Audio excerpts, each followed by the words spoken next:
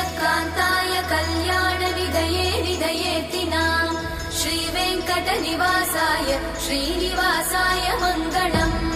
लक्ष्मी सविभ्रमालोकसुभ्रूविभ्रमचक्षुषे चक्षुषे सर्वलोकानां वेङ्कटेशाय मङ्गलम् श्रीवेङ्कटाद्रिशृङ्गाग्रमङ्गलाभरणाङ्गये